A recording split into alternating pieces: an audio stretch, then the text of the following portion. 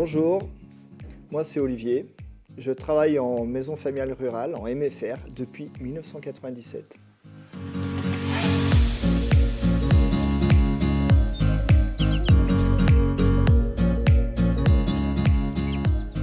Une MFR, c'est une école, ou plus précisément, on pourrait le définir comme un centre de formation par alternance, puisque l'ensemble des formations que nous proposons sont en alternance.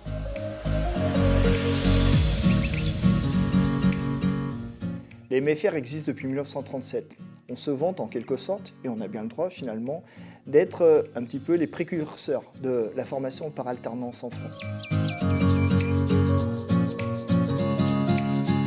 À l'origine, ce sont des familles d'agriculteurs qui n'étaient pas satisfaites de l'enseignement qui était proposé et qui ont donc décidé de changer un petit peu les choses en proposant pour la première fois en France de l'alternance, c'est-à-dire qu'elles faisaient alterner des parties, des semaines plutôt à l'école et des semaines en entreprise. Et l'entreprise, à l'époque, c'était la cour de la ferme, tout simplement, puisque c'était avant tout des familles qui venaient de ce milieu-là. Par la suite, les MFR se sont diversifiés. On propose aujourd'hui beaucoup plus de formations dans différents secteurs professionnels.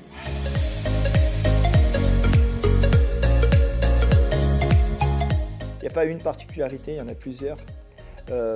Parmi les particularités, on pourrait dire que ce sont des établissements à taille humaine. On pourrait souligner la qualité de l'accompagnement et du suivi. Pour revenir sur les établissements à taille humaine, les classes sont plutôt petites. Il est rare d'avoir plus de 20 élèves par classe, par exemple. Les établissements comptent rarement plus de 2 à 300 élèves. Voilà. Et donc, c'est ce qui fait déjà une grande différence. Toutes les MFR proposent un hébergement. L'internat n'est pas obligatoire, mais il est proposé partout. Ça aussi, c'est une expérience à vivre. C'est-à-dire que bien souvent, on peut avoir peur un petit peu de dormir en internat, tout simplement. Mais au final, quand on fait le bilan avec les jeunes, ils sont plutôt satisfaits d'avoir vécu cette expérience, d'avoir vécu l'expérience de l'internat. Et quelque part, dans maison familiale rurale, il y a ce terme de famille. Et je pense que ce mot famille, il revient souvent dans les bilans qu'on peut faire avec les jeunes.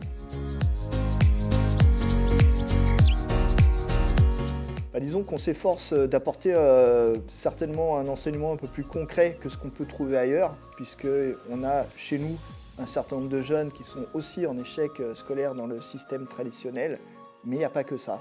C'est aussi un enseignement qui a pour objectif de donner plus de sens à ce qu'on fait, à ce que l'on apprend. Et en règle générale, je pense que les jeunes s'y retrouvent, et encore une fois, ça apparaît vraiment dans les bilans. Et on a des jeunes qui souvent sont motivés et passionnés. Il suffit de gratter un petit peu pour faire ressurgir cette passion. Et voilà, c'est ce qu'on s'applique à faire.